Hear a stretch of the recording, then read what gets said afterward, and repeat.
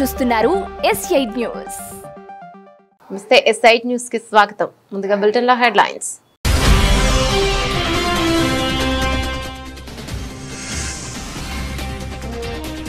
Ukraine కు మద్దతుగా నిలిచే దేశాలను లక్ష్యంగా చేసుకుంటామన్న పుతిన్. ఆ దేశాలను లక్ష్యంగా చేసుకునే హక్కు ఉందని స్పష్టీకరణ.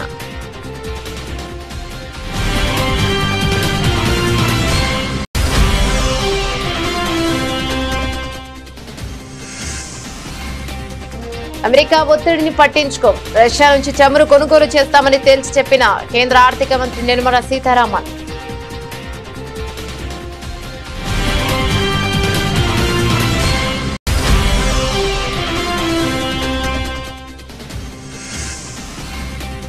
చైనాతో సరిహద్దు, పాక్తో ప్రాక్సీ యుద్ధం సహా భారత్ కు 6 ప్రధాన సవాళ్లు. సిడిఎస్ చౌహాన్ వ్యాఖ్యలు.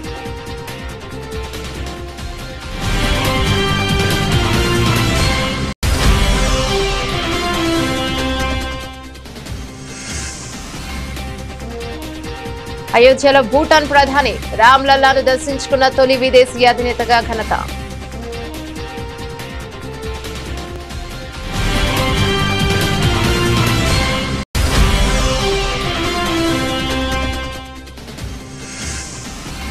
గత కేసీఆర్ ప్రభుత్వంపై సీఎం రేవంత్ రెడ్డి ఘాటు వ్యాఖ్యలు. రెవెన్యూ ఉద్యోగులను దొంగలుగా చిత్రీకరించిందంటూ ఆరోపణ.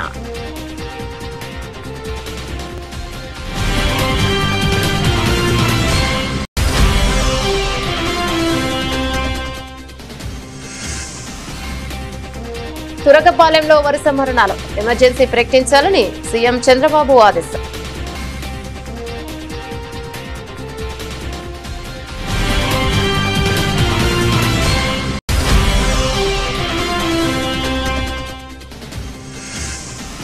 కవిత వ్యాఖ్యలపై స్పందించిన మాజీ మంత్రి హరీష్ రావు. ఉద్యమం నుంచి 25 ఏళ్లుగా తన ప్రస్థానం తెరిచిన పుస్తకమని వ్యాఖ్య.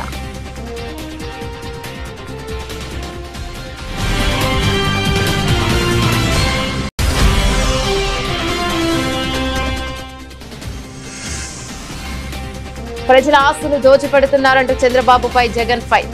కమిషన్ల కోసమే కాలేజీల ప్రైవేటీకరణ చేస్తున్నారని ఆరోపణ.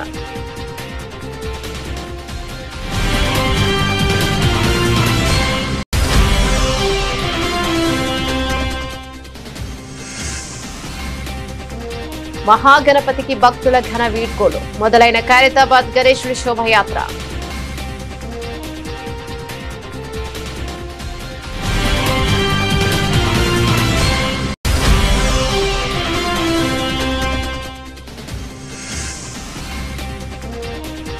భారత్ పై ట్రంప్ యూటర్న్. కొద్ది గంటల్లోనే మాట మార్పు. వెనక్కి తగ్గిన అమెరికా అధ్యక్షుడు.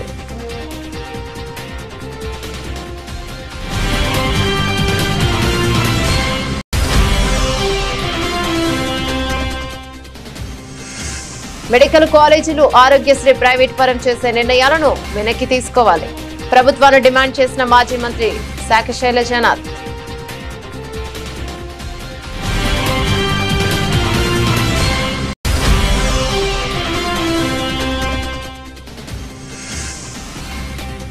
All time record. హైదరాబాద్ లో 2.32 కోట్లు పలికిన 10 కేజీల వినాయకుడి లడ్డు.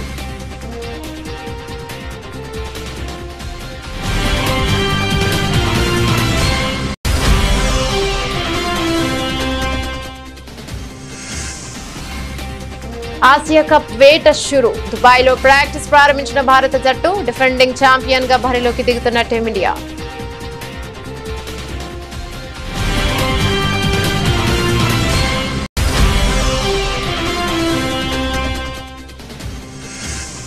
సైమా వేడుకల్లో సత్తా చాటిన కల్కి. పుష్ప 2 చిత్రాలు. ఉత్తమ నటుడిగా అల్లు అర్జున్ కి అవార్డు దక్కగా ఉత్తమ నటిగా అవార్డు తీసుకున్న రష్మిక.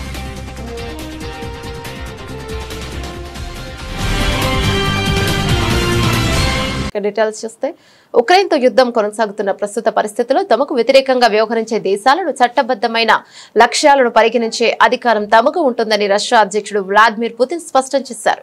ఉక్రెయిన్ కు మద్దతుగా ఆ దేశంలో తమ సైనిక దళాలను మోహరించే ఏ దేశాలనైనా తమ సైన్యం లక్ష్యంగా చేసుకుంటోందని ఆయన హెచ్చరించారు. ఉక్రెయిన్ కు అనుకూలంగా బలగాలను మోహరించడం దీర్ఘకాలిక శాంతికి ఏమాత్రం దోహదం చేయదని పుతిన్ అభిప్రాయపడ్డారు. పశ్చిమ దేశాలతో ఉక్రెయిన్ కొనసాగిస్తున్న సన్నిహిత సైనిక సంబంధాలే ప్రస్తుత సంఘర్షణకు ప్రధాన కారణమని ఆయన ఆయన పేర్కొన్నారు. ఇరు దేశాల మధ్య శాంతి చర్చలు సఫలమై యుద్ధం ముగిస్తే ఉక్రెయిన్కు మద్దతుగా ఇతర దేశాల సైనిక దళాలను మోహరించాల్సిన అవసరం ఏమిటని ఆయన ప్రశ్నించారు. నిజంగానే దీర్ఘకాలిక శాంతిని కాంక్షిస్తే సైనిక బలగాలను మోహరింపు అవసరం లేదని పుతిన్ తేల్చి చెప్పారు. రష్యా నుంచి చమురు కొనుగోలు విషయంలో అమెరికా నుంచి వస్తున్న ఒత్తిళ్లకు భారత్ తలొగ్గే ప్రసక్తే లేదని కేంద్ర ఆర్థిక మంత్రి నిర్మలా సీతారామన్ స్పష్టం చేశారు. కేవలం దేశ ప్రయోజనాలను అవసరాలను దృష్టిలో ఉంచుకునే తమ నిర్ణయాలు ఉంటాయని ఆమె తేల్చి చెప్పారు. రష్యా నుంచి చమురు కొనుగోలును కొనసాగిస్తామని కుండబద్దలు కొట్టారు. ఈ విషయం రష్యా చమురు అయినా మరేదైనా సరే మాకు ఏది అనుకూలంగా ఉంటే ఆ నిర్ణయమే తీసుకుంటాం. ముఖ్యంగా ధర, రవాణా వంటి అంశాలను పరిగణలోకి తీసుకుంటాం. విదేశీ మారక ద్రవ్యం భారీగా ముడిపడి చమురును ఎక్కడి నుంచి కొనాలనేది పూర్తిగా మా అవసరాలపై ఆధారపడి ఉంటుంది. కాబట్టి మేం నిస్సందేహంగా రష్యా నుంచి చమురు కొనుగోలు చేస్తామని ఆమె వివరించారు. దేశ దిగుమతులలో బిల్లులో అత్యధిక వాటా ముడి చమురుదేనని ఆమె మరోసారి గుర్తు చేశారు. రష్యా నుంచి చమురు కొనుగోలు చేయడం ద్వారా ఉక్రెయిన్ యుద్ధానికి భారత్ పరోక్ష ఆర్థిక సాయం అందిస్తోందని అమెరికా అధ్యక్షుడు డొనాల్డ్ ట్రంప్ తీవ్ర ఆరోపణలు చేసిన విషయం తెలిసిందే.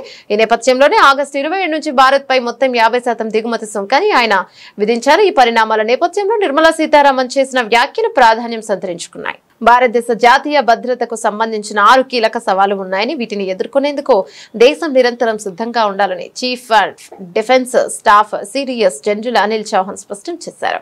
భవిష్యత్తులో యుద్ధాలు కేవలం భూమి, ఆకాశం, సముద్రానికే పరిమితం కాదని, బహుముఖ రంగాల్లో పోరాటానికి సన్నద్ధం కావాలని ఆయన పిలుపునిచ్చారు. గోరఖ్పూర్ లో జరిగిన ఒక కార్యక్రమంలో ఆయన మాట్లాడుతూ దేశం ఎదుర్కొంటున్న సవాళ్లలో చైనాతో పరిష్కారం కాని సరిహద్దు వివాదమే అతిపెద్దదని సిడిఎస్ చౌహాన్ నొక్కి చెప్పారు. 1000 గాయాలతో భారత్ తీయాలి అనే పాకిస్తాన్ ప్రాక్సీ యుద్ధ వ్యూహం రెండో ప్రధాన సవాలు అని ఆయన పేర్కొన్నారు. ఈ సమస్యలు తాత్కాలికమైనవి కావని, నిరంతరంగా కొనసాగుతున్నాయని, అందుకే వ్యూహాత్మక సంసిద్ధత అత్యంత అవసరమని ఆయన తెలిపారు.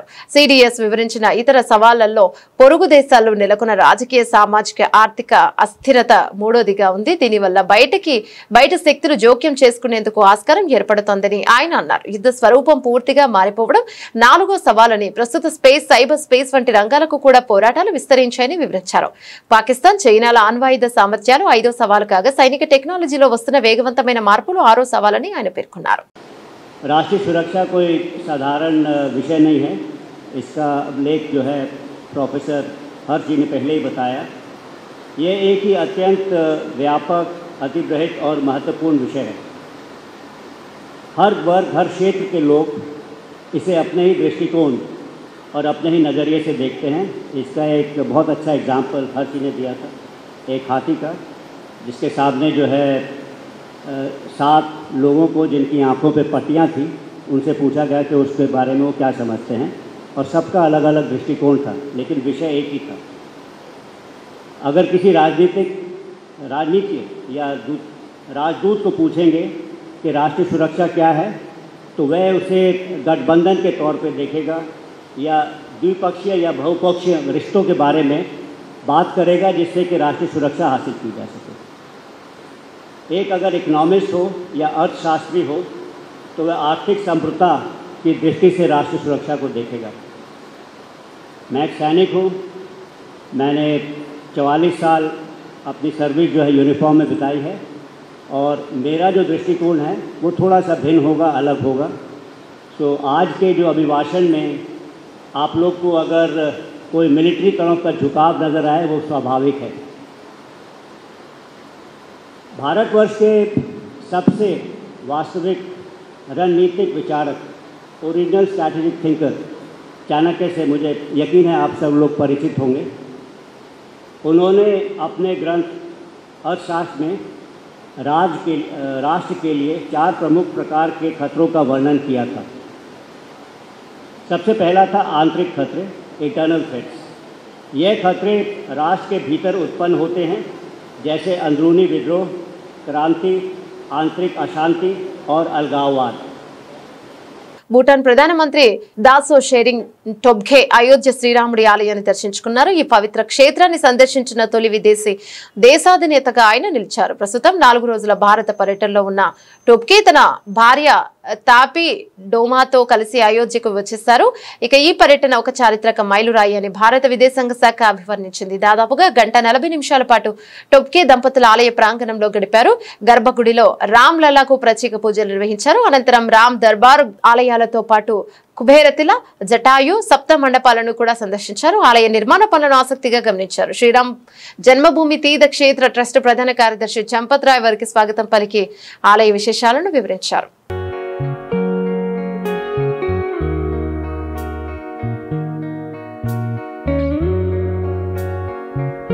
రెవెన్యూ శాఖలో మెరుగైన సేవల కోసం గ్రామ పాలన అధికారుల జీపీఓను నియమించినట్లు తెలంగాణ ముఖ్యమంత్రి రేవంత్ రెడ్డి స్పష్టం చేశారు. తెలంగాణ రాష్ట్ర సాధనలో రెవెన్యూ సిబ్బందిని కీలక పాత్ర పోషించారని ఆయన పేర్కొన్నారు. శుక్రవారం హైదరాబాద్ లోని హైటెక్స్ లో కొలువుల పండుగ కార్యక్రమంలో భాగంగా గ్రామ పాలన అధికారుల జీపీఓకు సీఎం రేవంత్ రెడ్డి నియామక పత్రాలను అందజేశారు. అనంతరం సీఎం రేవంత్ రెడ్డి మాట్లాడుతూ తెలంగాణలో తొలి సీఎం మన బతుకులు మారుస్తారని మనమంతా నమ్మామన్నారు. రెవెన్యూ ఉద్యోగులను దొంగలుగా చిత్రీకరించు గత కేసీఆర్ ప్రభుత్వంపై ఆయన ఆగ్రహాన్ని వ్యక్తం చేశారు.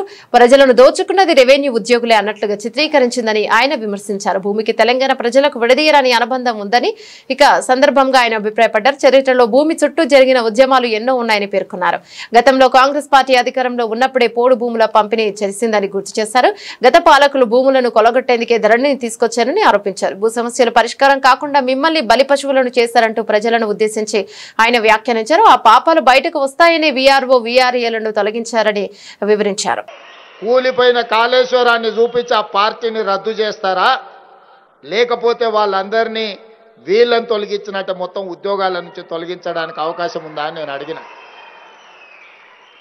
నిజంగానే చిన్నదో పెద్దదో తప్పు జరిగితే మొత్తం వ్యవస్థనే రద్దు చేసిండు. 1,00,000 కోట్లు ఖర్చు పెట్టిన కాళేశ్వరం కట్టడం కూలడం 3 ఏళ్లలోనే జరిగిపోయింది. మరి వాళ్ళనేమనాలి, వాళ్ళకేం శిక్ష విధించాలనో నేను కాదు, ఈ ప్రశ్న నేను అడగను. వేలాది మంది గ్రామ పాలన అధికారులు గ్రామాన వాళ్ళే అడుగుతారు, వాళ్ళే సమర్థించుకుంటారు, వాళ్ళే పేదలకు సేవలు చేస్తారు, వాళ్ళే రైతుల సమస్యల్ని పరిష్కరించే బాధ్యత తీసుకుంటారు. ఎందుకంటే ఎంతో వ్యతిరేకత వారు కల్పించిన ఈరోజు మా రెవెన్యూ శాఖ మంత్రి బలంగా వాదించి ఈరోజు ఈ వ్యవస్థను పునరుద్ధరిస్తున్నాడు. ఇవాళ పూర్తి బాధ్యత రెవెన్యూ మంత్రి పొంగులేటి శ్రీనివాసరెడ్డి గారు మీ తరఫున వకాల్తు తీసుకున్నాడు. నాకు వారి పట్ల మీ పట్ల సంపూర్ణమైన విశ్వాసం ఉన్నది, నమ్మకం ఉన్నది. తెలంగాణ సాధనలో భాగస్వాములైన మీరు, ప్రజాపాలన అధికారంలోకి రావడానికి భాగస్వాములైన మీరు ఈ ప్రభుత్వానికి చెడ్డ పేరు వస్తే నాకు, మీకు, మీ సోదరుడు పొంగులేటి శ్రీనివాసరెడ్డి గారికి కూడా చెడ్డ పేరు కాదా?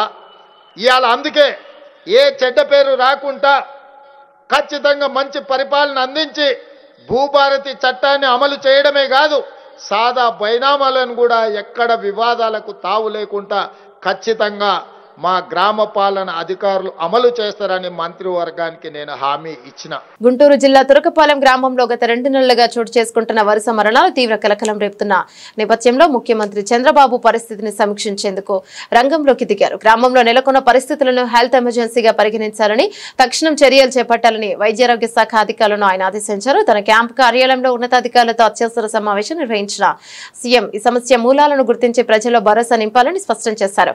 గడిచిన జూలై ఆగస్టు నెలలో గ్రామంలో 10ల సంఖ్యలో ప్రజలు అంతుచిక్కని వ్యాధితో మరణించడంపై సీఎం చంద్రబాబు తీవ్ర ఆందోళన వ్యక్తం చేశారు. దీనిపై సమగ్ర దర్యాప్తు జరిపి అసలు కారణాలను నిగ్గు తేల్చాలని సూచించారు. తక్షణ కార్యాచరణలో భాగంగా ఈ శని ఆదివారంలో ప్రత్యేక వైద్య బృందాలను గ్రామానికి పంపించి ప్రతి ఒక్కరికి నిర్దేశించిన 42 రకాల వైద్య పరీక్షలు నిర్వహించాలని ఆదేశించారు.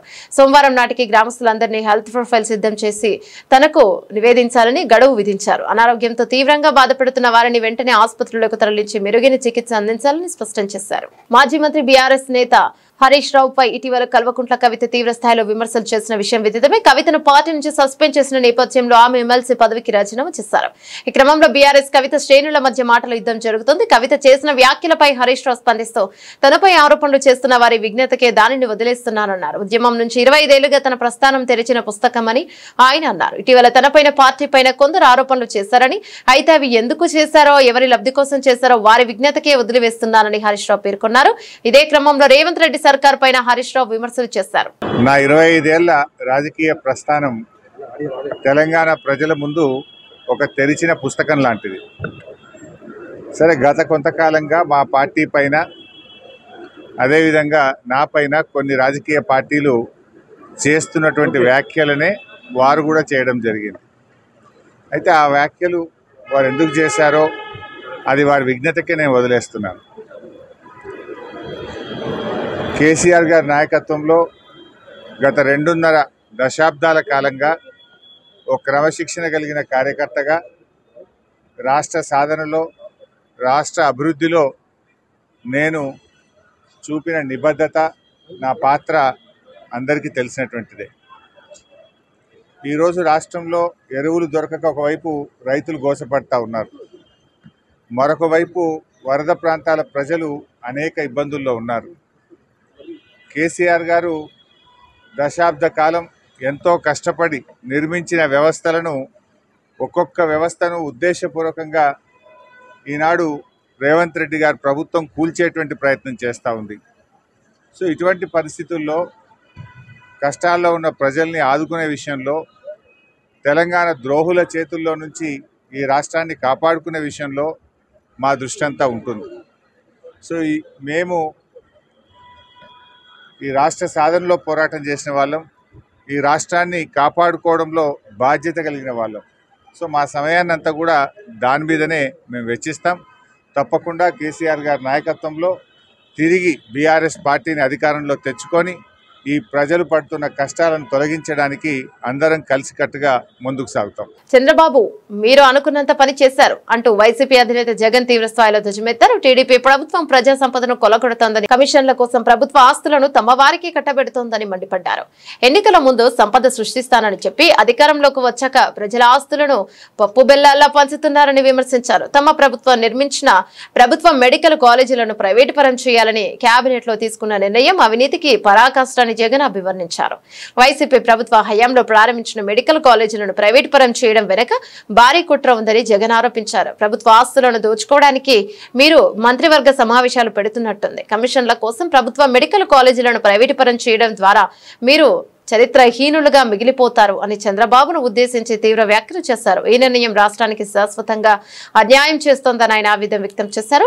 రాష్ట్రంలో వైద్య విద్య అభివృద్ధిపై చంద్రబాబుకు చిత్తశుద్ధి లేదని జగన్ విమర్శించారు. 1923 నుంచి 2019 వరకు రాష్ట్రంలో కేవలం 11 ప్రభుత్వ మెడికల్ కాలేజీలు ఉంటే పద్మావతి కాలేజీతో కలిపి 12 ఉన్నాయి. 3 సార్లు ముఖ్యమంత్రిగా ఉన్న మీరు ఒకటంటే ఒక్క ప్రభుత్వ మెడికల్ కాలేజీ అయినా కట్టారా?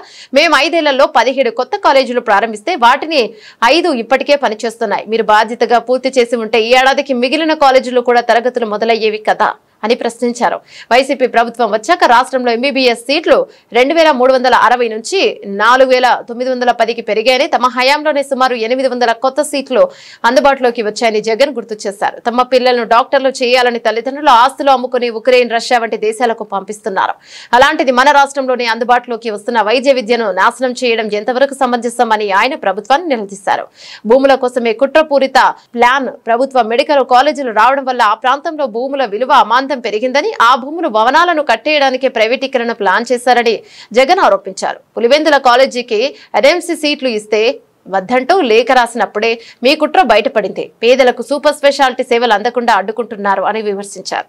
ప్రతి జిల్లాలో ప్రభుత్వ, ప్రైవేటు వైద్య రంగాలు సమతుల్యంగా ఉండాలన్న కనీస అవగాహన లేకుండా నిర్ణయాలు తీసుకుంటున్నారని మండిపడ్డారు. నగరంలోని అత్యంత ప్రతిష్టాత్మకంగా కొలువుదీనున్న ఖైరతాబాద్ శ్రీ విశ్వశాంతి మహాశక్తి గణపతి గంగమ్మ ఒడికి చేరేందుకు బయలుదేరారు. 10 రోజుల పాటు భక్తుల పూజలు అందుకున్న మహాగణపతి శోభాయాత్ర శనివారం ఉదయం వైభవంగా ప్రారంభమైంది. వాస్తవానికి ఉదయం 6 గంటలకు యాత్ర మొదలు కావాల్సి ఉన్న కొద్దిపాటి ఆలస్యంగా గణనాథుని వాహనం పైకి చేర్చి ఊరేగింపు ప్రారంభించారు.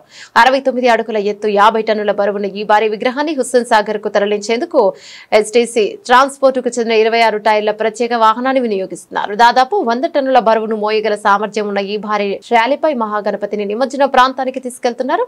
మహాగణపతి ఇరువైపులా ఉన్న పూరి జగన్నాథ్ స్వామి, లలిత త్రిపుర సుందరి, లక్ష్మీ సమేత హయగ్రీవ స్వామి, గజ్జలమ్మ దేవత విగ్రహాలను మరో వాహనంపై ఊరేగిస్తున్నారు. మధ్యాహ్నం 2 గంటల సమయంలో ట్యాంక్ బండ్లోని ఎన్టీఆర్ మార్ట్ లో ఉన్న 4వ నంబర్ క్రేన్ వద్ద నిమజ్జనాన్ని పూర్తి చేసేలా అధికారులు ప్రణాళిక సిద్ధం చేశారు. ఇందుకోసం జీహెచ్ఎంసీ హుస్సేన్ సాగర్ పరిసరాల్లో మొత్తం 20 క్రేన్లను అందుబాటులోకి ఉంచింది. వాటిలో ఒక భారీ బరువును మోయగల బాహుబలి క్రేన్ కావడం విశేషం. ఖైరతాబాద్ నుంచి మొదలైన ఈ శోభాయాత్ర రాజ్దూత్ చౌరస్తా, టెలిఫోన్ భవన్, ఇక్బాల్ మినార్, తెలుగు తల్లి ఫ్లైఓవర్ మీదుగా సచివాలయం ముందు నుంచి ఎన్టీఆర్ మార్కు చేరుకుంటుంది. అక్కడ ఏర్పాటు చేసిన ప్రత్యేక క్రెయిన్ సహాయంతో గణనాథుడి నిమజ్జన కార్యక్రమాన్ని పూర్తి చేస్తారు. భారత్ పై అమెరికా అధ్యక్షుడు డొనాల్డ్ ట్రంప్ తన వైఖరిని గంటల వ్యవధిలోనే మార్చుకున్నారు. ముందుగా భారత్ ను అమెరికా కోల్పోయిందంటూ సంచలన వ్యాఖ్యలు చేసి ఆ తర్వాత మాట మార్చారు. తన social media platform truth social China అధ్యక్షుడు షీ జిన్పింగ్, రష్యా అధ్యక్షుడు వ్లాదిమిర్ పుతిన్ తో భారత ప్రధాని నరేంద్ర మోదీ ఉన్న చిత్రాన్ని పోస్ట్ చేసిన ట్రంప్ భారత్ రష్యాలను మనం చైనాకు కోల్పోయినట్లు కనిపిస్తోంది అని వ్యాఖ్యానించారు. వ్యాఖ్యలు తీవ్ర చర్చనీయాంశం కాగా కొద్ది గంటల తర్వాత వైట్ హౌస్ లో జరిగిన మీడియా సమావేశంలో ఆయన భిన్నంగా స్పందించారు. భారత్ ను చైనా కోల్పోవడం విషయంలో ఎవరినైనా నిందిస్తున్నారా అని ఓ విలేకరి అడగా అలా జరిగిందని నేను అనుకోవడం లేదు అంటూ ట్రంప్ యూటర్న్ తీసుకున్నారు. ప్రధాని మోదీతో తనకు చాలా మంచి సంబంధాలున్నాయని చెబుతూనే రష్యా నుంచి భారత్ భారీగా చమురు కొనుగోలు చేయడం తనను తీవ్ర నిరాశకు గురి చేసిందన్నారు. I don't think we have. I've been very disappointed that India would be buying so much oil, as you know, from Russia, and I let them know that. We put a very big tariff on India, 50% tariff, very high tariff. I get along very well with Modi, as you know. He's great. He was here a couple of months ago. In fact, we went to the Rose Garden and it was the grass was వేల కోట్ల రూపాయల విలువైన ప్రభుత్వ medical college ఆస్తులపై కన్నేసిన చంద్రబాబు వాటిని దోచుకోవడానికి PPP విధానం తీసుకొచ్చారని, ప్రజారోగ్యాన్ని పనంగా పెట్టి మరీ ట్రస్ట్ మోడల్లో ఉన్న ఆరోగ్యశ్రీని హైబ్రిడ్ మోడల్లోకి మారుస్తున్నారని మాజీ మంత్రి షాకే శైలజనాథ్ ఆగ్రహం వ్యక్తం చేశారు. అనంతరం వైఎస్ఆర్సీపీ కార్యాలయంలో ఆయన మీడియాతో మాట్లాడుతూ ప్రభుత్వ మెడికల్ కాలేజీలను ప్రైవేట్ పరం చేయాలన్న ప్రభుత్వ నిర్ణయాన్ని తక్షణం వెనక్కి తీసుకోవాలని డిమాండ్ చేశారు. ప్రజలకు ఉచితంగా మెరుగైన వైద్యాన్ని అందించాల్సిన బాధ్యత నుంచి అక్రమంగా తప్పుకునేందుకే సీఎం చంద్రబాబు ఇటువంటి తప్పుడు నిర్ణయాలు తీసుకుంటున్నారని ధ్వజమెత్తారు. అత్యంత దుర్మార్గమైన నిర్ణయాలు చేశాడు. ఒకటి, ప్రైవేట్ మెడికల్ కాలేజీని ఆంధ్రప్రదేశ్ రాష్ట్రంలో పెడతాము పీపీపీ మోడ్ కింద అని 10 కాలేజీలు పెడతా ఉన్నామని చెప్పుకున్నాడు చంద్రబాబు నాయుడు గారు. ఇంత దుర్మార్గమైన ఆలోచన, మోసపూరితమైన వైఖరి మీకు తప్ప ఇంకెవరికి ఉండదని చెప్పడానికి ఏమాత్రం కూడా సంకోచం పడడం లేదు. జిల్లాకొక్క ప్రభుత్వ ఆధ్వర్యంలోనే మెడికల్ కాలేజీ ఉండాలి అని జగన్మోహన్ రెడ్డి గారి యొక్క గొప్ప నిర్ణయం మేరకు ప్రతి జిల్లాలో కూడా ఒక ప్రభుత్వ మెడికల్ కళాశాల స్థాపించే ప్రయత్నం చేశారు. ఒక ప్రభుత్వ మెడికల్ కళాశాల స్థాపించడం అంటే వివిధ స్థాయిల్లో ఉన్న ప్రజా ఆరోగ్య రంగాన్ని బలోపేతం చేయడం. మీరు అధికారంలోకి వచ్చినప్పటి నుంచే మీ యొక్క దుష్ట బుద్ధిని బయట పెడతా వచ్చారు. చివరికి పులివెందుల మెడికల్ కళాశాలలో 50 సీట్లు వచ్చినప్పటికి కూడా నిజంగా అంత నిస్సిగ్గుగా ఏ విధంగా రాయగలిగారో మీకే అర్థం కావాలి. మాకు సీట్లు వద్దు, ఇంకా పూర్తి కాలేదు అవసరాలు కాబట్టి మాకు సీట్లు వద్దని రాసిన ఏకైక ప్రభుత్వం ఇది దేశంలో. ఈ దేశంలోని వివిధ రాష్ట్రాల ప్రజలు, వివిధ రాష్ట్రాల ప్రభుత్వాలు తమ ప్రాంతాల్లో ప్రభుత్వ మెడికల్ కళాశాల కోసం కష్టపడుతూ ఉంటాయి. ఆల్రెడీ అనుమతులు వచ్చిన వాటిని కూడా కాదని చెప్పే మీ యొక్క దుర్మార్గాన్ని మేము బయట చెప్పాలనుకుంటా ఉన్నాం. మేము స్పష్టంగా అడుగుతున్నాం ప్రజల పక్షాన. ప్రజలు మాట్లాడుతూ ఉన్నారు. ఈ రోజున మీరు ప్రభుత్వ ఆస్తుల్ని అప్పనంగా, అంటే ప్రభుత్వ సంపదని అప్పనంగా మీకు కావలసిన వాళ్లకు లేక మీకు లబ్ధి చేకూర్చే వాళ్లకు అంటకు పెడతా ఉన్నారు, అప్పనంగా అప్పగిస్తున్నారని అందరం భావిస్తూ ఉన్నాం. కాదని మీరు చెప్పగలరా అని అడుగుతా ఉన్నాం. తెలుగు రాష్ట్రాల్లో గణేష్ నిమజ్జన వేడుకలు ఉత్సాహంగా సాగుతుండగా లడ్డూల వేలంపాటలో కొత్త రికార్డులు నమోదవుతున్నాయి.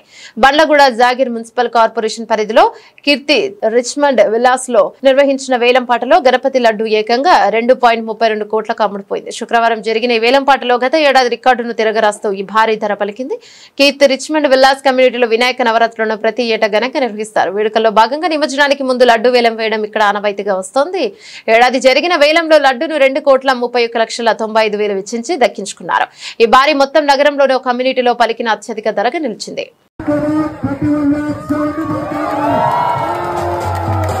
ఆసియా కప్ లో టైటిల్ నిలబెట్టుకునే లక్ష్యంతో డిఫెండింగ్ ఛాంపియన్ భారత క్రికెట్ జట్టు తమ సన్నాహకాలను ప్రారంభించింది. టోర్నమెంట్ కు ఆతిథ్యం ఇస్తున్న యుఏఈకి ముందుగానే చేరుకున్న టీమిండియా శుక్రవారం దుబాయ్లోని ఐసీసీ అకాడమీలో పూర్తిస్థాయి ప్రాక్టీస్ సెషన్ లో పాల్గొంది. హెడ్ కోచ్ గౌతమ్ గంభీర్ పర్యవేక్షణలో ఆటగాళ్లంతా నెట్స్ లో చెమటొచ్చారు. ఇటీవల ఇంగ్లాండ్ తో ముగిసిన టెస్ట్ సిరీస్ తర్వాత భారత ఆటగాళ్లు కలిసి శిక్షణ తీసుకోవడం ఇదే తొలిసారి. Captain Suryakumar Yadav, vice captain Shubman Gill, Sanju Samson, Jitesh Sharma వంటి కీలక ఆటగాళ్లు నెట్స్ లో చాలా బ్యాటింగ్ ప్రాక్టీస్ చేశారు. అక్కడి వాతావరణానికి అలవాటు పడేందుకు ఈసారి జట్టు యాజమాన్యం భారత్ లో ఎలాంటి ప్రత్యేక శిబిరం నిర్వహించకుండా నేరుగా దుబాయ్ లోని శిక్షణకు మొగ్గు చూపింది. టోర్నీలో అందరి దృష్టి స్టార్ పేసర్ జస్ప్రీత్ బుమ్రా పైనే ఉంది. 2024 టీ20 ప్రపంచ కప్ ఫైనల్ తర్వాత బుమ్రా మళ్లీ ఈ ఫార్మాట్ లో ఆడనుండటం ఇదే తొలిసారి. సుమారు 40 రోజుల విరామం తర్వాత జట్టుతో కలిసిన అతను నెట్స్ లో ఉత్సాహంగా కనిపించాడు. భారత్ ఈ టోర్నీలో తమ తొలి మ్యాచ్ ను సెప్టెంబర్ 10న యుఏఈతో ఆడనుంది. తర్వాత సెప్టెంబర్ 14న దాయాది పాకిస్తాన్ తో 19వ ఒమన్ తో తలపడనుంది. భారత్ ఇప్పటికే రికార్డు స్థాయిలో 8 సార్లు ఆసియా కప్ గెలుచుకోవడం విశేషం. ఈ టోర్నమెంట్ లో గ్రూప్ ఏ లో భారత్ తో పాకిస్తాన్, యుఏఈ, ఒమన్ జట్లు ఉండగా గ్రూప్ బి లో శ్రీలంక, బంగ్లాదేశ్, ఆఫ్ఘనిస్తాన్, హాంకాంగ్ ఉన్నాయి. స్పాన్సర్స్ లో లోగోలు లేకుండానే భారత ఆటగాళ్లు ప్రాక్టీస్ జెర్సీలతో శిక్షణలో పాల్గొన్నారు. దుబాయ్ లో సైమా హంగామా రేంజ్ లో ఉంది. శుక్రవారం, శనివారంలో ఈ వేడుకలను ప్లాన్ చేయగా తొలి రోజు తెలుగు, కన్నడ భాషలకి చెందిన నటీనటులు అవార్డు సొంతం చేసుకున్నారు. పుష్ప సినిమాతో దేశవ్యాప్తంగా మంచి పేరు తెచ్చుకున్న అల్లు అర్జున్, రష్మిక మందన సైమా వేడుకల్లో సెంటర్ ఆఫ్ అట్రాక్షన్ కానున్నారు. ఉత్తమ నటుడిగా అల్లు అర్జున్ కి అవార్డు దక్కగా ఉత్తమ నటిగా రష్మిక అవార్డు తీసుకున్నారు. ఇక ఉత్తమ దర్శకుడిగా సుకుమార్, ఉత్తమ సంగీత దర్శకుడిగా దేవిశ్రీ ప్రసాద్ అవార్డులు దక్కించుకున్నారు. ఇక ఉత్తమ చిత్రంగా సైన్స్ ఫిక్షన్ మూవీ కల్కి చిత్రం కనిపించింది. పుష్ప 2 కల్కి చిత్రాలకు ఎక్కువ అవార్డులు దక్కడం విశేషం. వేడుకలో పాల్గొనేందుకు చాలా మంది స్టార్స్ ఇప్పటికే దుబాయ్ చేరుకున్నారు. తెలుగు, కన్నడ, తమిళ, మలయాళ భాషా చిత్రాలు నటీనటులు, సాంకేతిక నిపుణులకు అవార్డులను అందజేసి సత్కరించే సైమా వేడుకలు ఇప్పుడు జరుగుతుంది. 13వ ఎడిషన్. అయితే ఈ వేడుకలలో బెస్ట్ యాక్టర్ క్రిటిక్స్ అవార్డును హనుమాన్ సినిమా తేజ సజ్జా దక్కించుకున్నారు. ఇక బెస్ట్ యాక్టర్ ఫీమేల్ డెబ్యూటెంట్ అవార్డును హీరోయిన్ భాగ్యశ్రీ గెలుచుకుంది. బులెటిన్ ముగించే ముందు హెడ్లైన్స్ మరోసారి.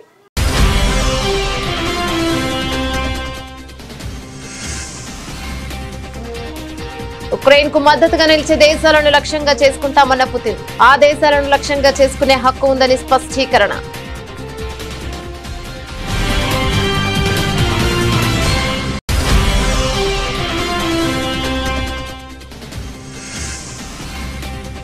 అమెరికా ఒత్తిడిని పట్టించుకో, రష్యా నుంచి చమురు కొనుగోలు చేస్తామని తేల్చి చెప్పిన కేంద్ర ఆర్థిక మంత్రి నిర్మలా సీతారామన్.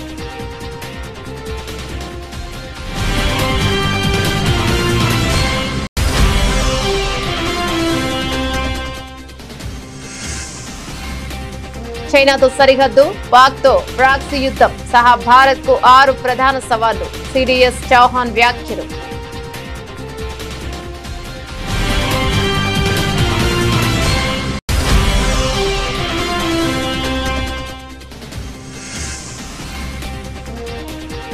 అయోధ్యలో భూటాన్ ప్రధాని రామ్లల్లాను దర్శించుకున్న తొలి విదేశీ అధినేతగా ఘనత.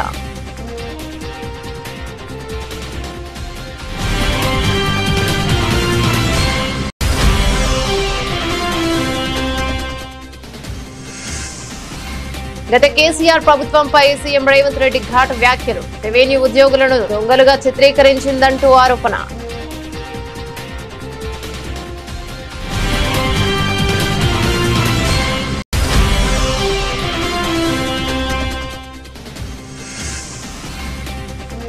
తురకపాలెంలో వరుస మరణాలు. ఎమర్జెన్సీ ప్రకటించాలని సీఎం చంద్రబాబు ఆదేశం.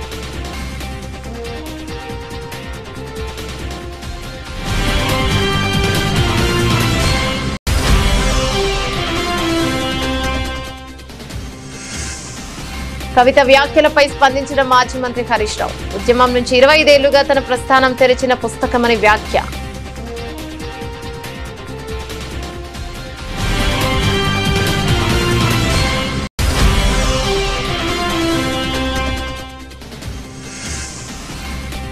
ప్రజల ఆస్తులు దోచిపెడుతున్నారంటూ చంద్రబాబుపై జగన్ ఫైర్. కమిషన్ల కోసమే కాలేజీల ప్రైవేటీకరణ చేస్తున్నారని ఆరోపణ.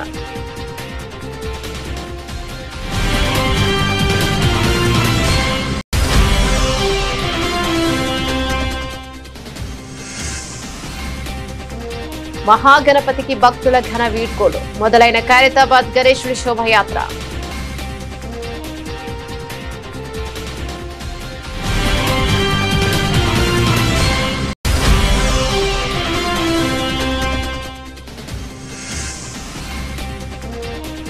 భారత్పై ట్రంప్ యూటర్న్, కొద్ది గంటల్లోనే మాట మార్పు, వెనక్కి తగ్గిన అమెరికా అధ్యక్షుడు.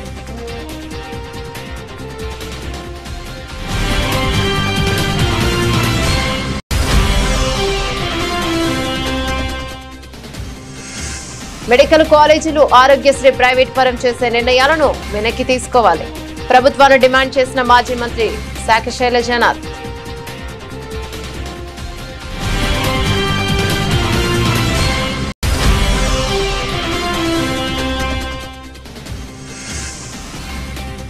ఆల్ టైమ్ రికార్డ్, హైదరాబాద్ లో 2.32 కోట్లు పలికిన 10 కేజీల వినాయకుడి లడ్డు.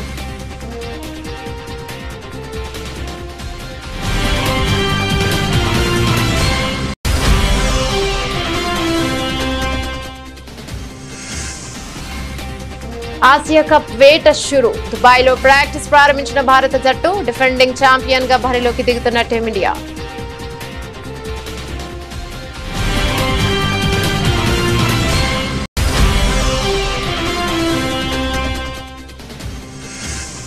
సైమా వేడుకల్లో సత్తా చాటిన కల్కి, పుష్ప 2 చిత్రాలు. ఉత్తమ నటుడిగా అల్లు అర్జున్ కి అవార్డు దక్కగా ఉత్తమ నటిగా అవార్డు తీసుకున్న రష్మిక.